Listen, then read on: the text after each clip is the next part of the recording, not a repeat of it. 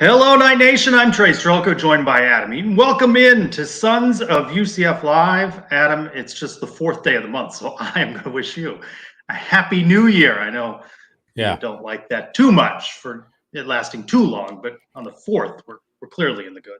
Yeah, you're in the green space still. I just think there's got to be a cutoff point where Happy New Year no longer is a thing you say. If you send me an email and say, I hope this new year finds you well, that's a quick way to get yourself in the delete box. So we talked about this on Around the Kingdom. What's your cutoff date then? End of this week. So by end of Friday, end of day Friday, you have to Work week, Friday, not even Sunday. You're no COB Friday to wish me a happy new year. Outside of that, it's just, hey, how you doing? Do you have the ability on your side of this to mute me? So if I begin next week's show with a happy new year, you could just. I have more power than you realize over here, Trace, but we will see. We will see. I know you do. I know you do. Well, happy boom year. Can I say that? I can say that, right? Knights. I mean, it's a little cheesy, but go for it. Signing safety to Sean Pace, a transfer from Cincinnati Bearcats, the AAA Farm Club of your UCF Knights, joining fellow Bearcat safety by Brian Threats and running back Miles Montgomery.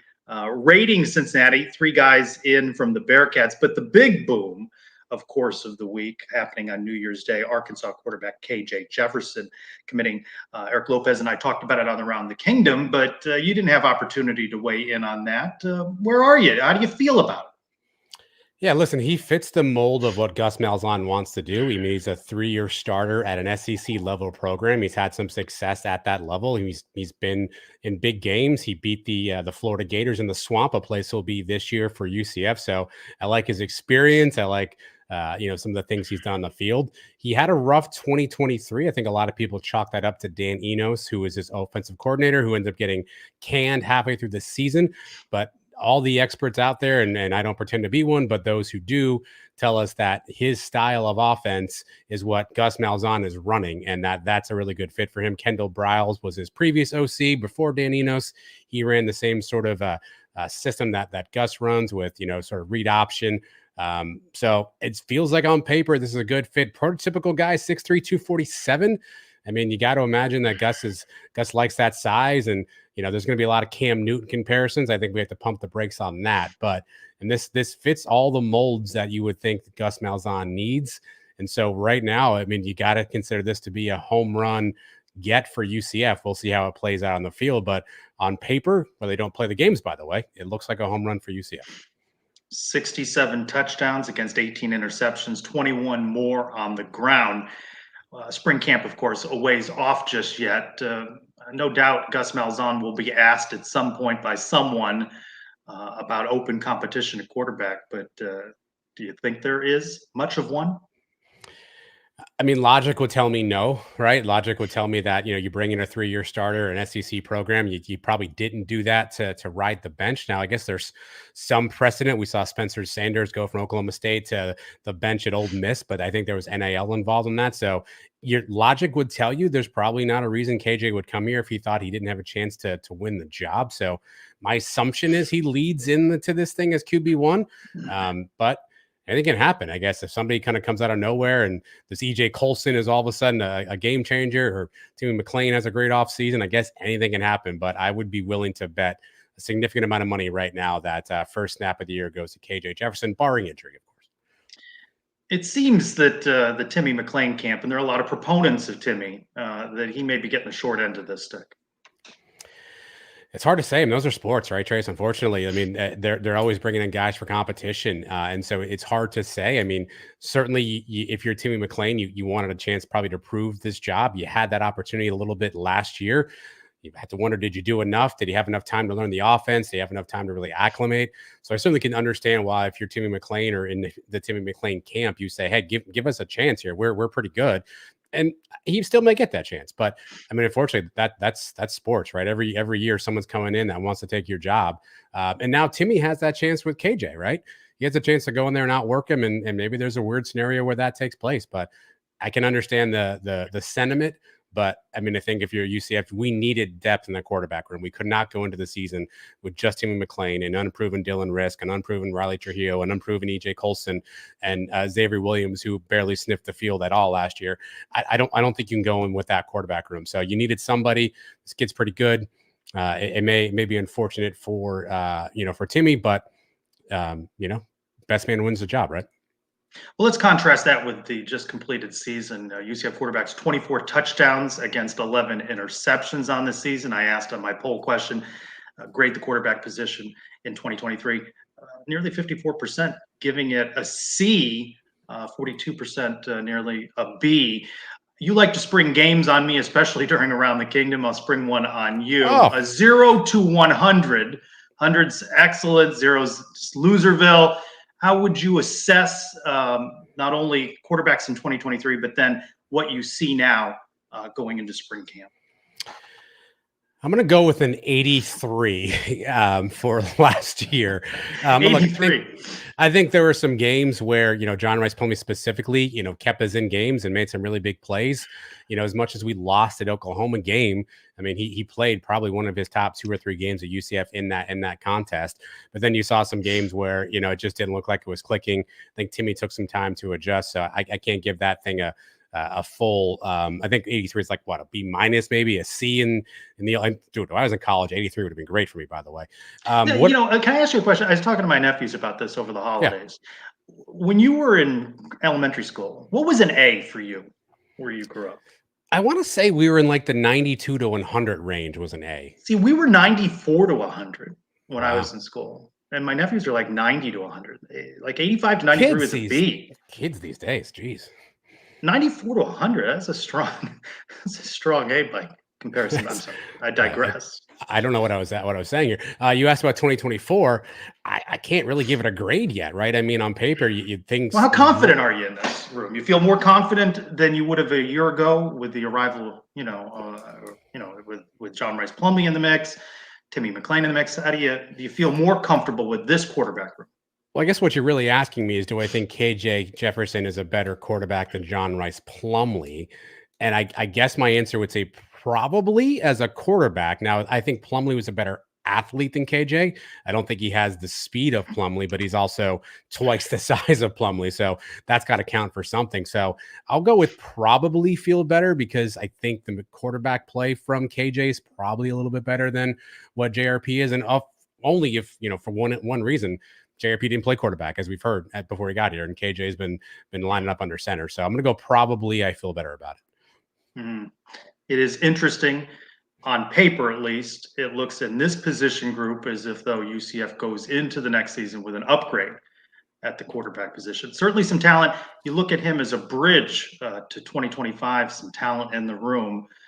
Perhaps this is the answer that can lead to a really successful season for the Knights. Speaking of John Rice Plumlee, he's not done with the bounce house. He's back in the Hula Bowl. That's coming up on Saturday, January 13th, high noon kickoff. Good thing to go to before the men's basketball game later on in the afternoon. John Rice Plumlee, linebacker Jason Johnson, offensive lineman Tylen Grable, defensive back DeCorian Patterson, and defensive end Tremont Morris-Brash, all a part of that game. The good folks at the Hula Bowl have been generous with us and given us tickets to give away to you. And how do we want to do that? Drop us a DM either to you or to me. Yeah, listen, if you're watching or listening, you're a friend of the program, and we appreciate you for that too. So we're not gonna do some silly contest. Just send Trace and I a DM if you want to go, if you're able to go, if you want some tickets, send us a note. Again, if you're listening, you're a friend of ours, and we want to hook you up with tickets. So send us a DM, let us know you're interested, and we will do our best to see if we can't get you some prime seats to what'll be a raucous Hula Bowl crowd. Raucous. That branding of that, by the way, the Hula Bowl for another season in Orlando. I don't know how they pull off that branding, but DM me at @Pez or the Sons of UCF, and we can probably get you some tickets to that one. I watched the live pregame show. How'd you feel that went before what was a less than interesting Gasparilla Bowl performance by UCF? Yeah, it was cool to have a bunch of different voices come in, people that we interact with from time to time. Kenny Morales hopped in at the last minute. Andrew's on the show. I played a lot of point guard. I mean, I asked a lot of questions. I probably asked like 700 questions, but it was good to have the entire group together. UCF Mike made a cameo, Dolly there, Brian W. Peterson, Andrew Glukoff live in the stadium, Miles live in the stadium, and one of our newest friends, Clay Pasco, live with his entire hair, by the way, which I think was Yeah. really the remarkable thing of the entire show was Clay had more hair than all of us combined. Do you think you can take his appearance, maybe do a little slow-mo, set it to some music at some point? I'm not the jealous type, but I gotta tell you, his hair, Yeah, dang. we don't have a Suns OnlyFans yet, Trace. But if we do, that may be how we started. I don't know. I just throwing it out there for everybody. Clay's been a good addition, and he's been talking to me. You know, wants to do something, wants to do a segment, and he'd been on his own working on putting together some recaps of last season's games. You know, back on John Rice Plumlee. You know, in that game, home opener against Kent State, he was 22 of 30, 281 yards, 3 touchdowns. You may remember 2 interceptions. Had another touchdown on the ground.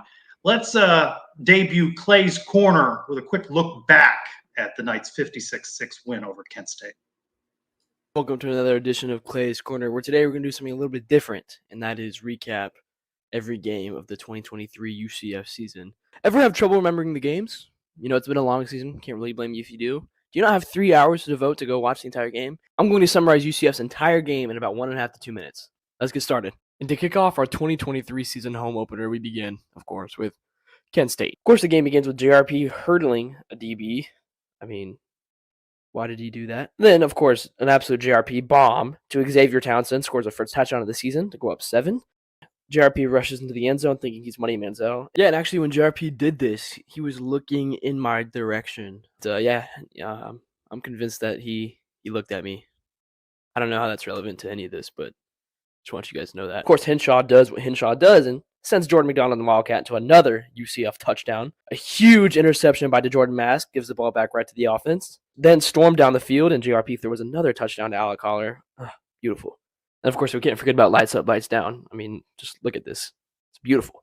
We get the ball back, and JRP throws a 50-yard bomber to R.J. Harvey. Being the dog he is yet again, R.J. Harvey rushes for a 52-yard touchdown. The ball is handed off yet again to Mark Anthony Richards for another touchdown. Defense gets the ball back, and DeMarcus Bowman gets into the end zone for us. Oh, yeah, this was the space launch game. This is actually really cool to watch. Welcome to the Space U, baby. Again, thank you guys so much for having me, and go Knights, charge on. I enjoy his sense of humor. I really do. I just wish I could. There's just nothing. There's just nothing. Yeah, you can wear a hat. It's interesting. You forget so much about a season because it's a long season. That seemed like that happened years ago. And you look at some of the things. I mean, Jordan McDonald's not even on the team anymore. Alec Collar, I think, has a PhD at this point. So you just think about where we were in week 1 and where you are now and how much things can change. And who had this national championship game of Michigan and Washington? Texas bounced out. Let's turn over to Jeff Allen. Puts a wrap on the Big 12 minute. The men's basketball conference schedule kicks off this week in non-conference play. 13 of the 14 teams above 500 still. 6 teams still ranked in the top 25. Kansas leads the pack at number 2, Houston on the heels at number 3. Oklahoma checks in at number 11, Baylor's ranked 10th, BYU is 18th, and Texas at number 20. With UCF visiting Kansas State at 6 p.m. on ESPN2, the rest of the opening day on Saturday looks like this. West Virginia is at Houston, 2 o'clock on ESPN+. TCU squares off with Kansas, 2 o'clock on CBS. Oklahoma State entertains Baylor, 3 o'clock on ESPN+. Iowa State travels to Oklahoma, 6 o'clock on ESPN+. At 8 o'clock, Texas hosts Texas Tech on ESPN2. And at late night action, BYU hosts Cincinnati, 10 o'clock on ESPN2. Of course, next week is another Big 12 first for the Knights as they host longtime national power Kansas at 6 p.m. on Wednesday. Enjoy the start of what promises to be an action-packed conference season with the Big 12 Minutes. I'm Jeff Allen. Be honest, I'd even take Jeff's hair, if we're being honest. He's doing something new with it, though, by the way. He's doing something new with that hair. I don't think I don't notice that, Jeff. New year, new you. I see you, Jeff. You heard him mention it. UCF opens at Kansas State. and then hosts Kansas. That game is already sold out. Men's basketball 9-3 availability with Johnny Dawkins and some players on Thursday. A couple of interesting things. I asked Coach Dawkins about injuries. He says none that he is aware of. You almost got to ask because they're certainly not going to tell you. And also interesting, they're going to fly charter to Manhattan, Kansas, leaving on Friday for the game Saturday night in Manhattan. Coach Dawkins indicated that he thought most of them were charters this season. You would hope so, with some of the obscure locations across the country that UCF will have to fly to. Let's hear from Coach Dawkins on his scouting report, what he sees from Kansas State. Kansas State's a very good basketball team. Really good perimeter. You know, Carter, Perry, Kaluma, those guys are really good on the perimeter. Their bigs are very good as well. They're active. The offensive rebound at a high level. So the thing that stands out is really strong perimeter play. I think they're a really good defensive team as well.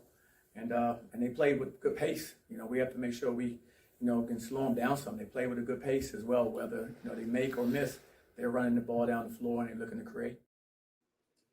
Going to be interesting. Let's get to know a little bit more about UCF's first Big 12 opponent, Kansas State, with Scott McFarland, host of the Bosco's Boys, part of the 10-12 network of shows. Welcome back to Suns Live, Scott. Man, it feels good to be back. And they must have had something. They're like, all right, we're going to make these UCF folks, they're going to start their Big 12 careers on the road in Manhattan. So I'm hoping it goes as well in basketball for me as it did in football. But I'll tell you what, I'm not feeling nearly as confident in this game as I was, back in November, October, whenever we got the schedule. Vibes are not very high with K-State basketball right now. And before we get into that, I got to give you props on the recommendation of the Manhattan Brewing Company. I was going to bring that up because I got in a little late. I wanted to meet up with you. I wanted to meet up with some UCF folks. I got into town a little late. I was talking to the owners of Manhattan Brewing Company. They're a sponsor of mine. And they were like, man, we've never seen, so many. I was like, well, I'm going, whether I should or shouldn't, I'm going to take a little bit of credit for that going on Sons of UCF and telling folks to show up. But I think they said there was probably 20, 30 of you guys who rolled through that weekend. And they're like, yeah, we don't see, especially from that far away, this many folks coming in as away fans. So I'm glad you enjoyed it. And, they're a sponsor of mine. If anyone ever comes to Manhattan, check out Manhattan Brewing Company right there on Points.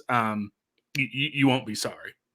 And mention Bosco's Boys. Yes. I name dropped you. And yeah, they were great folks. All right, let's talk about this Kansas State team. 9-3. How do you assess the non-conference portion of the schedule? An overlapping opponent, both UCF and Kansas State lose to Miami. Yeah, so when you look at the two of the three losses, it's explainable. Early on in the season, very first game, USC in Las Vegas. Granted, they're not turning out to be quite what we thought we were, but or what I thought they'd be. But you're meshing in all sorts of pieces. Really, you only have one contributor back from last year's team, given some of the situations surrounding how this offseason season went. So that wasn't surprising. You wanted a little bit better showing against Nigel Pack. Again, he took the life wallet money and left K-State to go down to Miami. And he lit us up in the first half. That was demoralizing. You claw it back, make it look a little bit more respectable in that one. And then the loss versus Nebraska, folks, I went to a lot of bad basketball before Bob Huggins showed up. I went to some bad basketball during times at the Bruce Weber era. I've never felt as low as I did hearing "Go Big Red" chants in Bramlage Coliseum. I'm not kidding. KU, I've seen KU beat us in that building. They don't get a rock chalk chant in. It was a demoralized building. There was no juice in the crowd. It was a sold-out crowd. The team played with no emotion. It looked like they didn't want to be in there. It truly is the lowest moment for me in the Jerome Tang era. And quite frankly, the first half for Chicago State just earlier this week, it almost rivaled it. And no, not a bird's nest, still some mini Christmas wreaths. 2 letters, 2 words. Definitely not a Jayhawks nest. But no, I was down. I was down very bad in that Nebraska game. And then midweek, that first half for Chicago State, I mean, it was even worse. So things are not going real well for K-State basketball right now. Scott, everyone loves Jerome Tang. He seems to be a media darling, right? Give me your assessment of him as a coach, though. I mean, he definitely wins the press conference, but how's he sort of, I guess, progressed or maybe had this program sort of decline in your view over the last couple of years? So, last year, it was miraculous. Now if you have two All-Americans, both Marquise Noel and Keontae Johnson were third-team All-Americans. That's going to make things very easy. But if you go and look specifically at that home game versus Kansas, where K-State wins in overtime, Bill Self had 3 different opportunities where he called a timeout, had an inbounds play, and tried to win the game. That is something that Bill Self, and I live in Kansas City. I have to hear it on 810 and 610 radio every time they win a close game. No one's better than Bill Self in these late game moments coming out of timeout. K-State stopped them 3 times, and K-State was the team that drawn up 2 plays at the end of the game to score to beat KU. I think he is a great coach. I think he's a great recruiter. He got K-State students to stop chanting FKU when we play KU. No one else in the world could have done that. Everything about him is great. I think he didn't – I don't think he managed the portal the best this offseason, which kind of is leaving K-State where it currently is. And then you have unforeseen circumstances with the Naquan Tomlin situation. Now he's at Memphis. And Quez Glover, who they were depending on to be a veteran guard who's played, in 4 different for 4 seasons, not playing, season-ending injury after he tried to come back from a torn meniscus. So those were 2 unforeseen road bumps, and that's a lot of the reason why K-State kind of finds himself in this situation. Well, K-State seems to be led by Cam Carter, Arthur Kamala. What kind of players are those 2 guys? How important are they to what Kansas State wants to do? Yeah, so Cam Carter is the only contributor back from last year's Elite 8 team. If 2 letters, 2 words is serious, I will put one of those on my head after I'm done. He's got a history of doing this. Yeah. So after I answer this, I will do that, and have him slide into my DMs. I'll send him to a good charity. So Cam Carter, the only contributor, and he wasn't great last year. He was really needed for his defensive measures. If you look at some of the different offensive efficiency stats, he was one of the worst starters in the Big 12 last year, but that isn't what he was asked to do. Jerome Tang said all offseason, I'm asking Cam Carter to be a scorer. That is his role on this team. So that's what he's done, and he's been able to do it. He's one of the few guys who can make his own shot. He can hit it from the perimeter if he's left open. He still plays great defense, and he's really taken a big step that, quite frankly, I didn't think was going to happen. Arthur Kaluma coming in from Creighton, he was the wing. Again, we redesigned the offense, a 5-out offense that was really going to cater to him and Naquan Tomlin together. And Kaluma, he can make his own bucket. He is deadly in transition. He has the nastiest Euro step who's going to make, 60-year-old white guys screaming travel every single time he does it. Like it is disgusting what he's able to do in transition. And he can step out and hit the 3 as well. He isn't as aggressive as he needs to be. If K-State's going to improve, if K-State's going to get to the NCAA tournament, if K-State's going to finish middle of the pack in the Big 12, he has to become far more aggressive and really take the games over, because he's capable of doing it. That's how K-State beat Villanova in overtime during the Big East Challenge. Kaluma just took over the game in the first half and parts of the second, and then Tyler Perry made some clutch shots late. I'm going to grab the bird's nest real quick because I'm going to get that. By all means. For charity. Take time. We'll enjoy that. Do you have any music for that, Adam? Talk Is there anything amongst we can yourself. play during this? I mean, you want to, I got. No. It was quick. Okay. And Robert is good for this. There's a history. Yeah. Perfect. Whatever credibility you had 5 minutes ago. No, hey, look, I ended we did 5 shows a day starting, or a week, excuse me, starting back in August, and every one in December, I ended it saying, hey, it's the season of giving. Please consider donating to a charity of your choice. Now, if there's a credible chance for me to get $100 to a charity of my choice, I would be a hypocrite if I didn't do it. So Robert is a man of his word, and that And I will donation will balance be it. made to the charity. Thank you for playing along with us. Coach Dawkins and players during the Thursday media availability talking about how strong a rebounding team Kansas State is. What are the strengths of this team? Why do you think that they can come out of Saturday with a victory? So the strengths are that they can get out and play in transition, and at times they can be a great rebounding team. Versus Nebraska, it was disgusting. If you guys really, I don't care screenshots. Brian, I don't have any. I don't care, man, my man. I'm all for it. At times they can get late if they're not bought in. This game is going to be Great Plains SBCA. There's a charity for you. If they're not bought in, they could get wiped out of the floor versus anyone. They had to go to overtime with North Alabama, went down to the wire with Chicago State. So if they're not bought in, they're screwed. Now, if they play with emotion, if they play with buy-in, if they can get the crowd going, it's a sold-out Saturday crowd in Bramlage Coliseum. Students won't be back, so it's going to be a bunch of random people in the student section. But if they get going, if they play with that emotion, they can get out and play in transition. They can attack the rim. And if you start doing that, maybe the light comes on for Tyler Perry. Again, one of the best shooters in the nation when he was at North Texas. We're just waiting for that to come back on. But they have 3 of the top 20 scorers in the Big 12.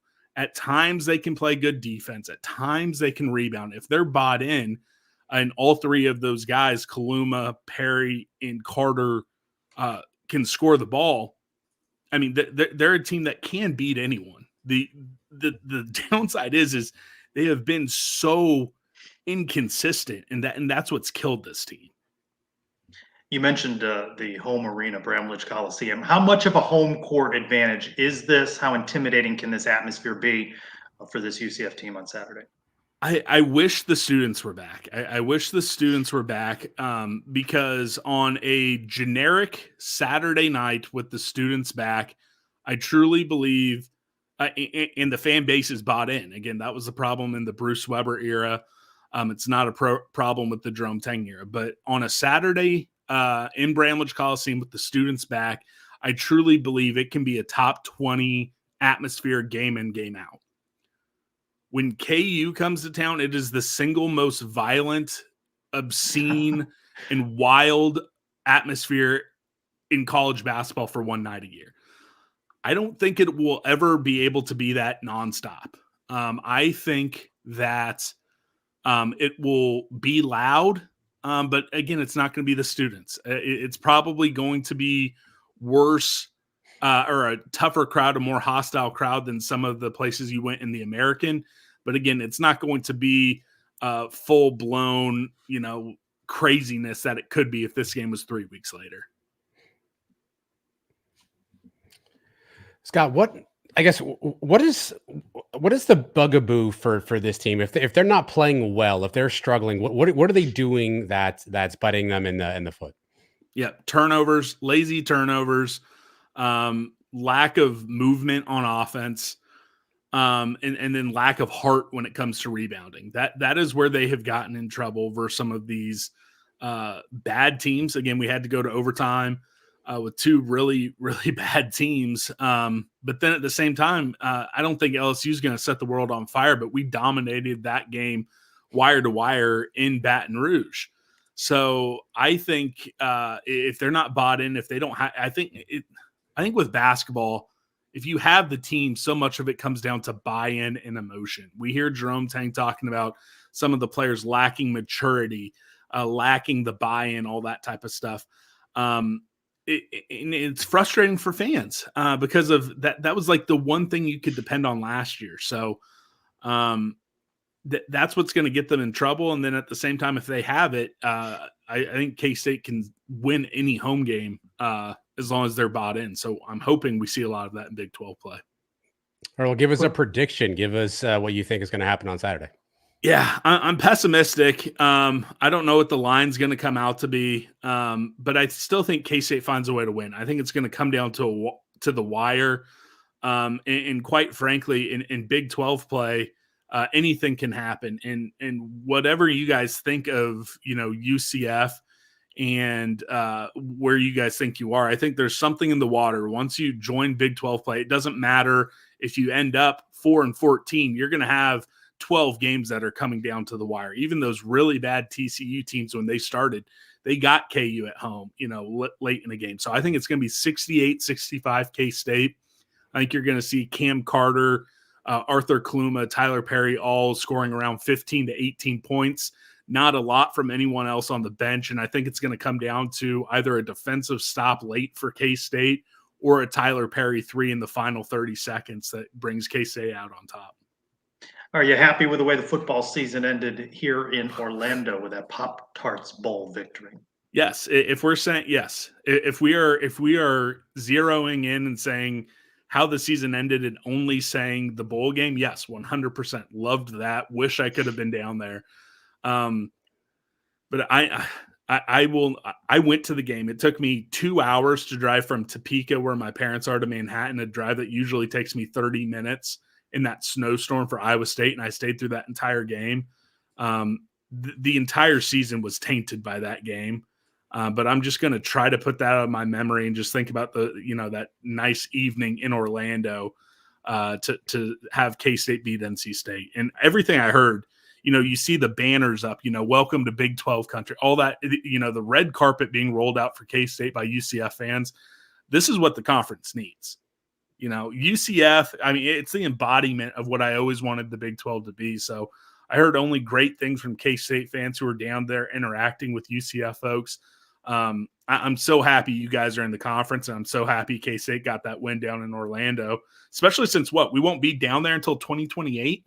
That's the downside, the stupid scheduling, but that's a topic for another show. Did I hear you correctly in the beginning? You're doing a show a day, 5 days a week, Adam? Yeah. Well, so you got to step up here.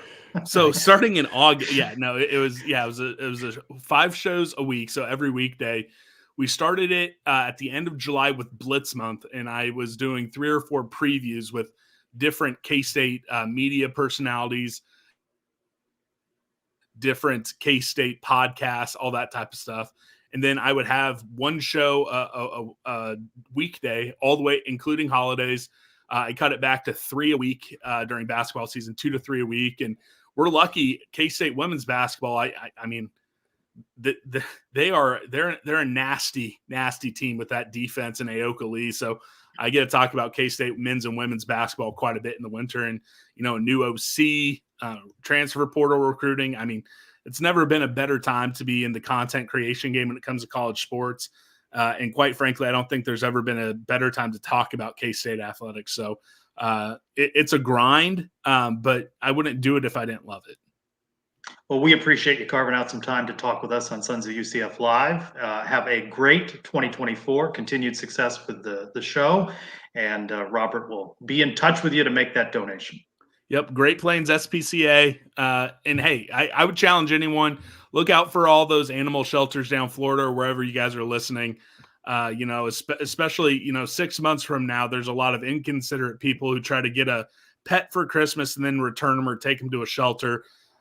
First off, never do that. But second off, make sure all those shelters locally are prepared for that and take care of them, because they're taking care of some really great animals out there. So I would just say, if you're in the giving spirit still in January, consider giving to a local animal shelter. Thank you, Scott. Appreciate you. Yep. Anytime, guys. Was that charge on? I think it was a charge on. I cut him off. I feel bad. He's got a thing in his head, though. Is this oriented? What do you want me to do, Trace? Only so much I can do here. I mentioned that part of our conversation on media availability was with Coach Dawkins, Shamari Allen, and Jalen Sellers.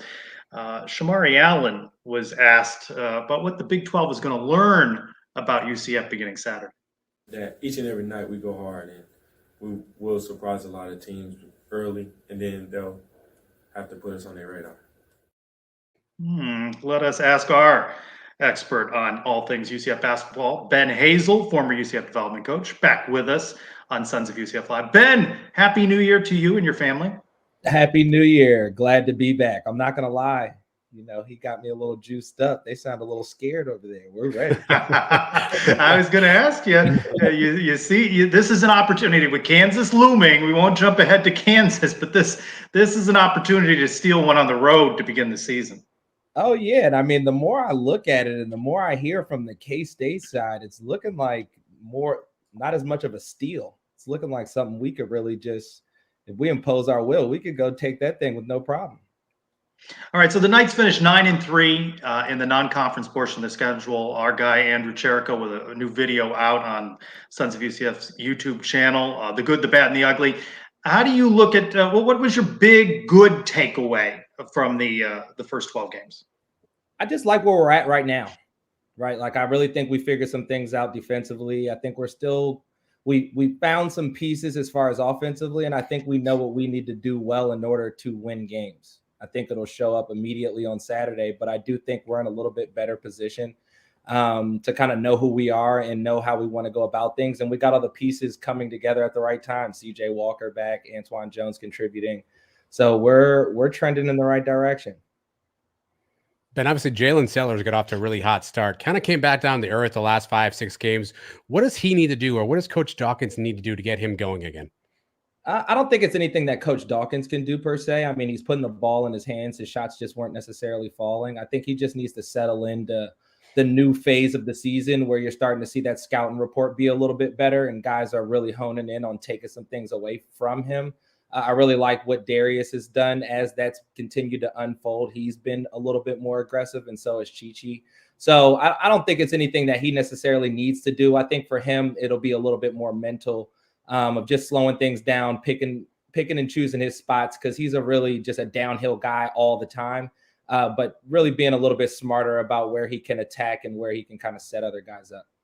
Well, two things you mentioned in that answer. One, obviously the real season starts on Saturday, but two, you mentioned a lot of names in there. The UCF's obviously got a lot of depth. Do you see Coach Dawkins changing the rotation, shortening sort of the rotation as you get into Big 12 play? Not much. I mean, there'll be, of course, as we get deeper and deeper, it'll be slightly tighter. But I don't see him changing much. One thing Coach Dawkins takes pride in is his depth. And with the way that we play and the way that we want to win, getting steals, pressuring guys from front to finish full court, you're going to have some depth in order to do that. The preseason projection had the Knights 14th out of 14. What have you seen that encourages you that they can exceed that prediction? Our defense, that's really what it is. I mean, our ability to turn guys over and speed them up is something that we know just is really helpful and really can be a catalyst for us finishing way better than 14th. All right, I might have exaggerated the way part, but we'll definitely be better than 14th. 13th and 12th will be considered way better. We'll take those. Exactly. In this conference, it will be. But I think we can, as I've seen some of these other teams, we'll be right in the mix, man. Like we'll have some games. These games will be close, and I think we'll be able to pull some of them out. I mean, just with how we go about it, how hard we play, I think some of those balls will fall our way, and we'll sneak a few, just like Shamari said. What do you say to the critics who say, well, it's not like UCF dominated the American, and this is such a monumental step up in competition. How could UCF possibly survive this slate?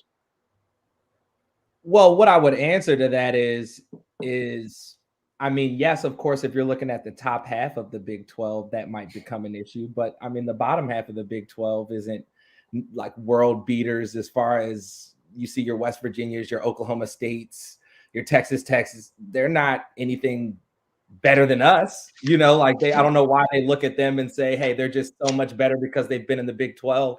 I mean, we fit right in and we'll be competitive just like they are. But if you're Coach Dawkins, how do you use that as motivation, right? Trace mentioned everyone's picking UCF, 13th or 14th. Not a lot of people giving UCF a chance. How do you use that as motivation for this team as they start this conference schedule? It's that chip on your shoulder. I mean, it's that passion. It's that disrespect. I mean, we're human at the end of the day. I mean, you're transferring in, whether you've been here or not. Basically, people are saying you and the collection of guys that think they're a lot better than what they're saying, they're telling you right to your face they don't think they're that good. And Coach Dawkins says that has been saying it over the summer. Like, hey, they do not think you're that good. Like, it's time to show and prove. It's time to use that as motivation and really go at guys. Earn your respect. Well, we also forget. These are what 18 to 22-year-old kids, right? This is a fun game for them. How fun do you think it's going to be for some of these guys to get to some of these Big 12 arenas and some of these crowds and some of these atmospheres? How much fun do you think these guys are going to have? Oh, they're going to love it. I mean, it's what you asked for. I mean, even being in the American, a game that you'll remember is when we played at Auburn, like the crowd, how they interact, them screaming at you. It's really hard to be sleepy, have those letdown games where you're not playing with that energy. It comes with the territory. So they'll love it. And then the thing is just really settling into it and knowing that that's what's coming almost every single game is really going to be the adjustment. But I think they'll revel in it. I think we'll see probably one of the better games UCF has played this year. How would you evaluate what you've seen from Darius Johnson in these first 12 games? Oh, I would give him an A. I would give him an A. He's trending in the right direction. The number one thing that I wanted to see and am seeing is just really just his mind and really just being calm and disciplined on both ends of the court. He hasn't been in foul trouble. Of course, he could really bring down the turnover numbers, but he's had some games where he started to shoot it well. He looks really comfortable, and he looks like he's really settled into his role as a leader of the team.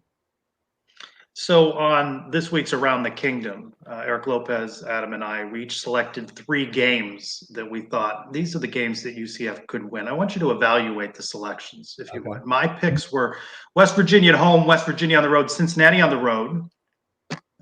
We also had Eric Lopez with Cincinnati, Iowa State, and BYU, all home games. Okay. And Adam, Texas Tech at Oklahoma State at TCU.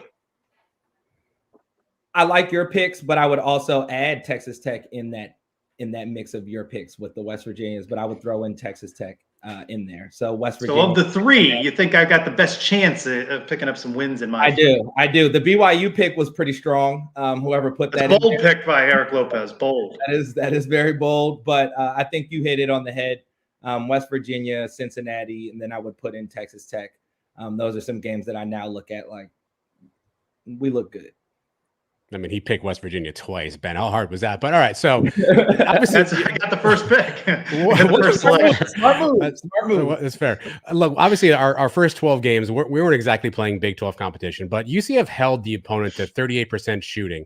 What do they need to do to carry that sort of defensive pressure into the Big 12? What do they need to continue if they want to hold teams or get close to holding teams to that clip as they enter conference play? It's literally learning from what happened against Ole Miss.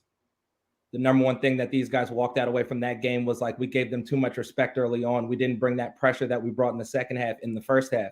They need to correct that. If they do that, they'll do exactly what they've been doing the entire season. Another interesting stat, over the last 3 seasons, UCF didn't average more than 35 rebounds a game. This year, already at 40 rebounds a game. What are they doing differently? And how big of a factor is it that the UCF is on the glass and is being more aggressive on the rebounding game? It's huge. I mean, that's the game changer. Like, you can't really play good defense unless you're getting the rebound, right? Like, if you're giving guys shots, but they're getting multiple attempts, you just won't be that good of a defensive team. So they pretty much go hand in hand. And I think it really lends to us being great shot blockers, guys really playing hard. When you really see us getting a groove when Darius and Shamari are in that tandem, picking guys up full court. And it really lends to guys speeding up. And that's what Coach Dawkins talks a lot about, getting those guys to speed up to where they're uncomfortable. Coach Norris saying pretty much what he screams. If you ever see him during the game screaming on defense, he's screaming heat these guys up, put the pressure on them, and it just makes people uncomfortable. Things that they're used to making, shots they're used to making, even when they're open, having to move faster to get it off is something that'll make anybody uncomfortable. With all due respect to Mbake and to Michael Durham seasons past, Ibrahima Dahal just seems like he is a different kind of player on the inside. What does he bring to UCF that maybe they've lacked over the last couple of seasons? I think he just brings a physicality, right? Like, so you had Mbake, who was a big guy, but Ibrahima is really just physically imposing. So, he's blocking shots, but he's also kind of crashing into you on the offensive end. He's not moving too far outside of the paint. He's looking for contact around the rim and not really trying to do anything else. So I think that physicality really complements well with the pressure that guys are putting on the ball. Now, off show, Adam, Eric, and I are going to do a game within a game where we each pick a player we think is going to be the top scorer. I have the first pick. Adam, can you mute yourself so Ben can give me some inside I can information? mute Who would you myself. I pick? can still hear you though, by the way. Mute your ears. Ben, who would you pick Saturday top scorer for the Knights? I mean, Jalen, is that the easy pick? Or And you got Ben, don't get somebody else on influenced by board? the fact that Darius is watching the show and he says hello to you. No, I mean, actually, I was gonna say I do think Darius will be the one to lead the Knights. There's just a lot of emphasis on Jalen, and I think Darius just really has a lot of control and has been showing some poise, especially in transition. And I think that'll be where he really thrives. And with this turnover-prone team, I think he'll be able to exploit some things, especially at the rim early on.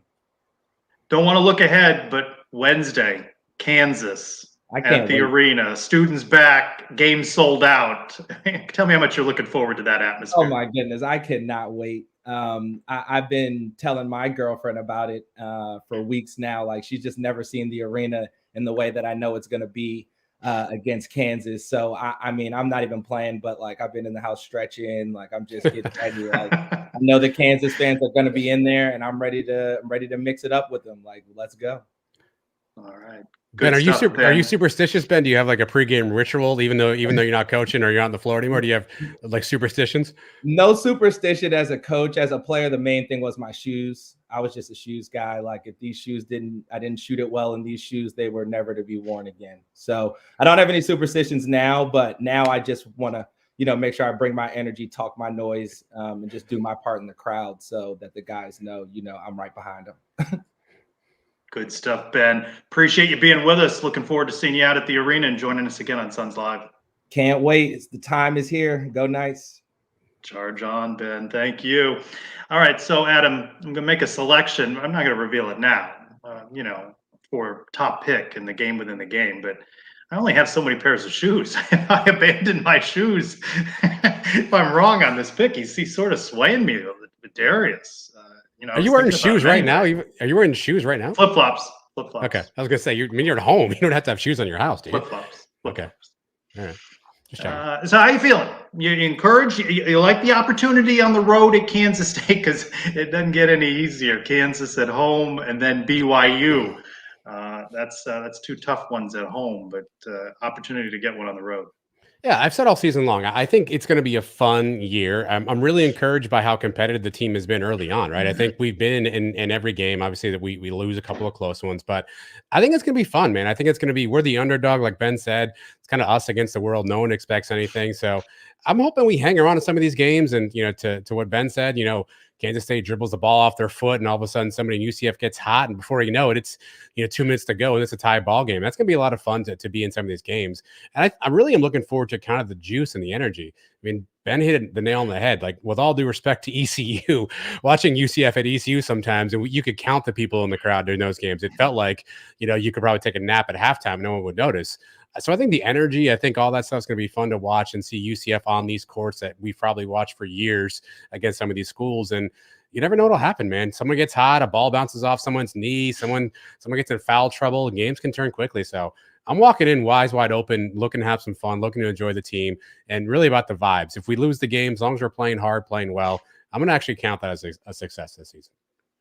It's funny, right? We're talking about an opportunity to win at Kansas State, and none of the three of us on Around the Kingdom this week picked Kansas State as a possible win. Well, if I had talked to Scott before that, I might have, because now he sounds pretty pessimistic. Ben seems pretty optimistic. Do we get do-overs? Can I?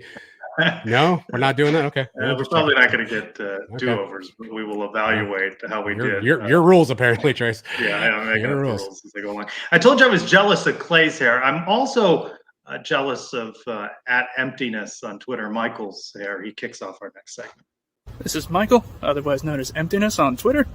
You're watching the Sons of UCF. Let's go around the kingdom.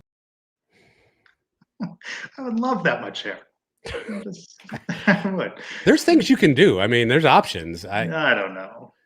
There's got to be. I mean, there's got to be a crowdfunding thing for the option. Remember when I visited Monster the Barber? That was an option. I need to bring that picture back. I forgot all about that picture. That was good. That was good stuff. Women's basketball falls to 9-3, 0-2 They dropped their Big 12 home opener. Oklahoma State 68, UCF 61 was back and forth, and Oklahoma State went on a run at the end. Up next, again for the women, just like the men, doesn't get any easier. Saturday against Kansas State, 2:00, and then Wednesday at Cincinnati. Women's tennis picked fourth by the Big 12 coaches. That is the highest ranked program of any UCF sport so far in preseason predictions. Men picked in a tie for sixth with Texas Tech by the Big 12 coaches. Mentioned a couple of times. You, with a couple of appearances on this week's Around the Kingdom, we found ways to work you into the show several times. Mixed it up. It was good to be back with Eric Lopez after a couple of weeks off. I was honored, but I don't appear in this clip, unfortunately. I would argue this will be the first time the fan base, for the most part, will be unified as far as the quarterback room since maybe McKenzie with maybe Dylan early on in the, I'm telling you, it seems like the players too are excited based on some of the reaction. Can you help me settle all something? over the hopium. Yeah, he was. Can you help me settle something, Trace? I realized that while we were recording the show, I didn't want to ask, and I can play that clip again. What are the chances that that Eric Lopez is wearing this jersey backwards? I would argue this will be the first time the fan base, for the most part, will be unified as far. Maybe I don't know. That's not enough. Of I was dying to find. I think he's in the chat. I didn't want to ask him, but I just did it live on the air anyway. So I guess you could have just messaged him. I could have. Well, that's not good content though. Even though he continues to take shots at me on social media, it is that time again. You could be talking about pretty much anybody, unfortunately, but at least it's. I think it's this guy. It's that time again. Time to open the Brian W. Peterson Sons of UCF mailbag.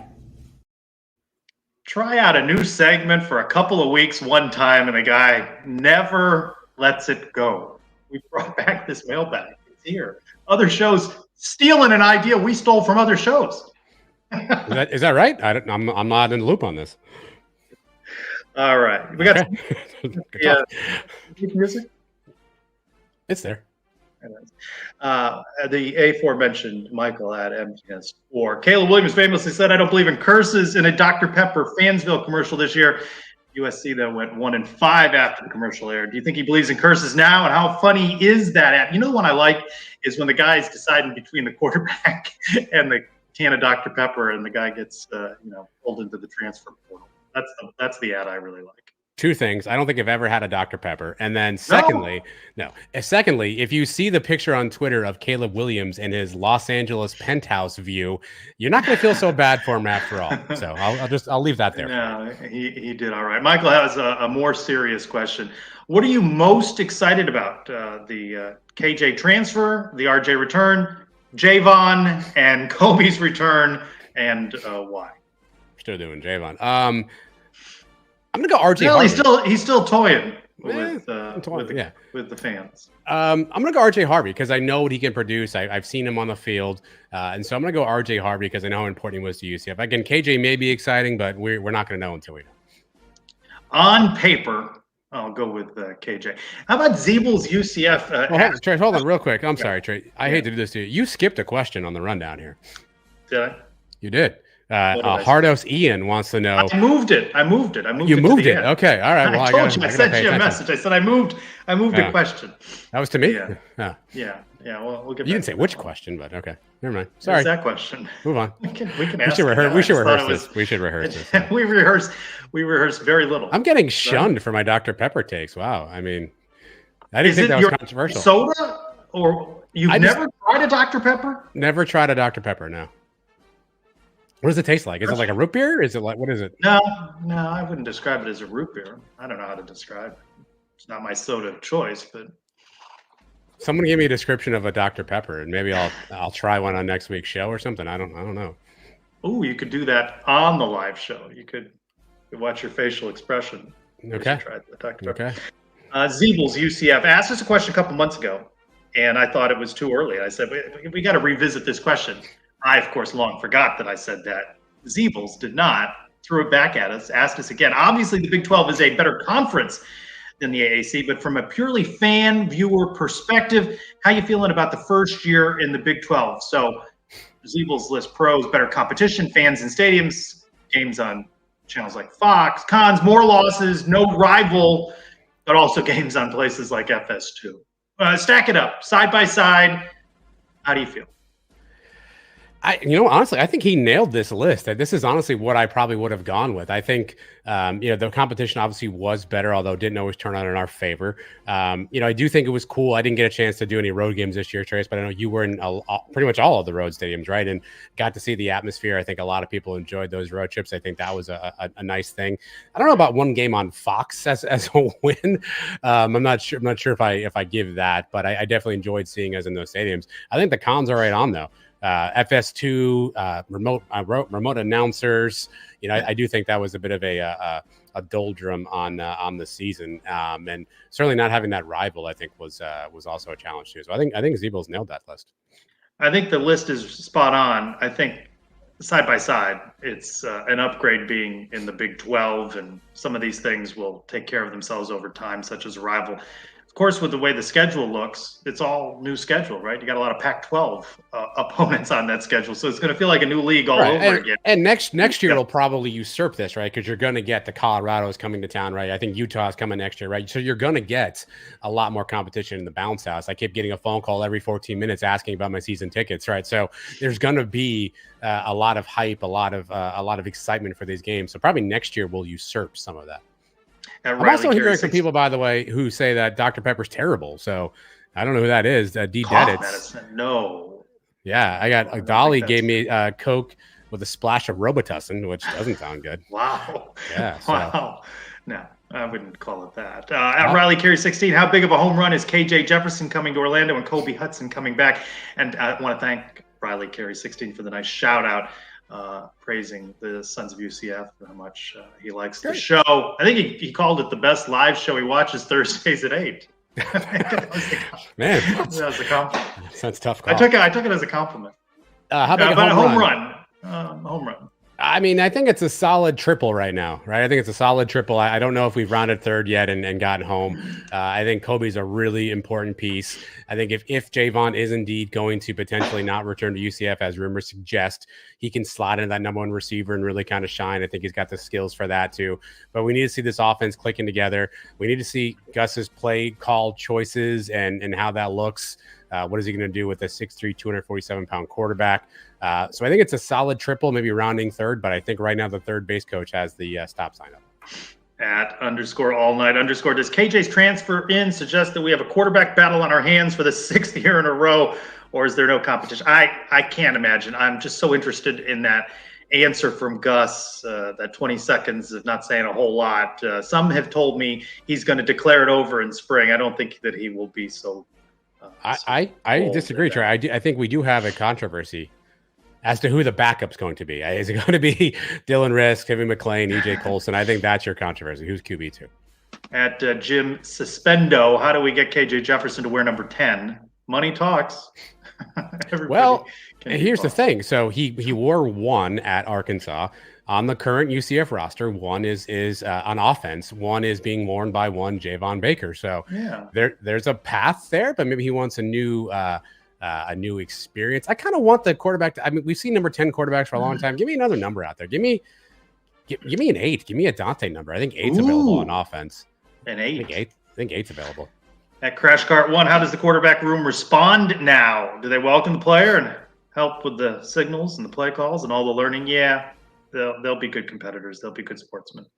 Yeah, like this is college football. I mean, I think the teams are used to new guys coming in every so often and playing. And I would certainly hope someone's not giving KJ Jefferson the wrong signal so he throws the ball out of bounds to get another player in there. At Scott88513, do you think UCF can make the playoffs with KJ Jefferson? I am not like Eric Lopez with the hopium, and I know you and Mike haven't had opportunity to get together in the new year and talk, but I know he'll pick 12-0 again. I'm not quite so high. As I asked on Around the Kingdom, does he play linebacker? Have we solved that problem yet? No.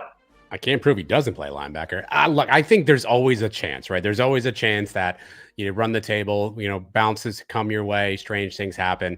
I think there's always a chance. I don't know that I would bet any amount of money that means something significant to me that it would happen, but there's always a chance. So let's see how the rest of the team shakes out first before we go book and travel to wherever the hell the championship game is this year. Texas, right? Yeah, Golden Knight _ the second. If you had to redo the first season in the Big 12, but still end at 6-7, what outcomes would you change? See, that's interesting because you want to give them Baylor and you want to give them Oklahoma, but then you got to find two places to give them a loss. You wouldn't want to give them Houston. You wouldn't want to give them Cincinnati as a loss, right? You're going to give them Kent State. Well, what would this fan base have been like if they'd lost to Kent State? Would anybody have been happy about that? Or Villanova? It is what it is. You can't. I like the question; it's provocative. But what games would you reverse? I mean, you can see ones you wanted to have, but which would you take the wins away from? I mean, I'd swap an Oklahoma for a Houston, maybe. That's about only because Oklahoma's Dylan Gabriel, right? National brand, blah blah blah. But that means you're going to have to put a stinker out there someplace. Cincinnati, I wouldn't want to do Houston either. Now they said it out loud because they're going to be annoying about we're Space U. You can't beat us. And I don't want to give up any of the 3 non-conference. Maybe Boise. I don't know. Boise ended up winning a bowl game. I don't know. Oklahoma's the only game I'd say, man, that'd have been a nice little hang the banner kind of game. Oklahoma for Boise.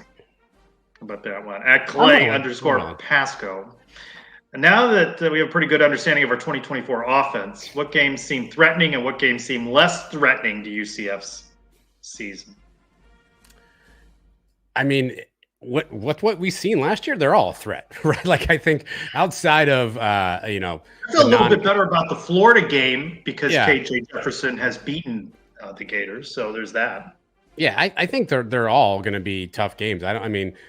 We have to see what these teams shake up. Like I know we're playing Colorado. Their roster is going to look different from what it looks like now, anyway. So maybe a little too early to tell. I think I don't see outside of like who do we open against, like Sam Houston State or something. Outside of that, I'm not necessarily thinking that all these are going to be cakewalks. Brian W. Peterson, anyone changing their tune with regard to the 24 season now that KJ Jefferson is committed to play? Too early to tell, Brian asks. It's an interesting floor-ceiling question. So 6-6 in a bowl to me is going to be the minimum standard every year. There's nothing below that would ever be acceptable. But we've seen, from a record standpoint, a decline year over year with Gus, right? And then 2 straight bowl losses under Gus. So I don't think the fan base is going to be happy with 6-6. Yeah, 6-6 cannot happen next year, right? Because we're going to say we got a year under our belt. We returned a lot of the offense. We brought in a new quarterback who's got experience. This is going to remind me, although it's a tough comparison. I know that people don't like comparing basketball to football, but you remember the year that we brought back 98% of our scoring on the basketball team, and we all thought we were going to be great, and we ended up being terrible. Kind of gives me those same vibes where we're going to say, hey, we got everybody back. We know what they can do, and we upgraded. Like, there's no chance that we go 6-6. So I think 6-6 is going to bring out the pitchforks for the UCF fans. Matt Knight Reaper, defense on my mind, as good as KJ in Arkansas. He had a losing season with a bit better defense than UCF. What are coaches doing about the defensive needs at Grill in 24Q? No excuses for Gus in 2024. Can we all agree on that at least? Still need a defense. And, we talked about a variation of this in Around the Kingdom this week, where do you consider Gus in year 2 because of the change in leagues, or is this Gus's 4th year helming this program? It's 4 for me because he knew we were going to the Big 12. He had plenty of opportunity to beef up this roster and do some things to get us ready for year 1, including maybe figuring quarterback stuff out. But that notwithstanding, I think UCF's obviously targeting defense. There's a ton of rumors of guys that are in on the linebacker position. 2 of the 3 guys Trace mentioned off the top from Cincinnati play defense. So certainly you can see that they are probably trying to beef up that defense, but do they have the ability to do so, aka the funds to do so? I think is going to be interesting. And we have solved a mystery, Trace. I don't know if he's kidding or not, but that's a creative answer. I'm not sure if he's lying or not, but I'm taking this as a yes. That's a good spot by you. I was not paying attention to Elo's wardrobe. I gotta say. Well, you guys talk. I got nothing to do but look at you two for 26. Hey, you were on the show like 3 different segments. You did pretty good. I'm consistent. I wear the same uniform week to week. You really do. Yeah, you really do. I just keep that simple. Shirt for Around the Kingdom, a different shirt for Sons of UCF Live. I need to send you more shirts, I think, at some point. And then we'll end with what you thought we were going to begin with, I did, ROC. And who of the Sons has already broken their New Year's resolution? And what was it? I don't do resolutions. I just try to live my life to the best I can every day, and I don't set those sorts of goals. There's nothing you want to do better or more of, or something you want to. There's all sorts of things I want to do better and more of, but I don't use the changing of the calendar in a new year to signify that. I have an ongoing process. I have not broken any resolution yet because I can't break it yet. I set a goal this year to run 350 miles. I was going to do 1 mile a day. But I gave myself some leeway for injury or illness or work travel. So I gave myself a 15-day leeway. So 350 miles in the next 365 days is my goal. What are we on, day whatever? How much are you in through 4 days? I'm in 4 miles in after 4 days so far. So I've kept up a mile a day pace. At some point, I'm sure I'll ramp up and do more, but that's the goal for right now. So check back December 31st, Ian Hardos, and I will tell you how we're doing. I'd hate to see you get to December and need like 109 miles to go. Well, then I'm not going to talk about it. So let's just pretend it. No, we're going to bring it up. Okay, that's fair. If you're drinking too many Dr. Peppers next week, Sons of UCF. I'm not looking. I'll do it if you guys want me to. I will do a Dr. Pepper next week. I'm not looking forward to it based on some of the recommendations we got here. There's some bias there. I would have liked to have seen if you had a sip, whether you would have used the word Robitussin right after drinking it. It's still available to me. I want to thank the Bosco's boys for being part of our show, as well Ben Hazel. We've got a cast of characters, and we thank you for joining us. Looking forward to some basketball, men's basketball at Kansas State Saturday. Then they welcome in Kansas. We'll be talking about both of those throughout the week on Sons of UCF. Be sure to check out Andrew Cherico's work.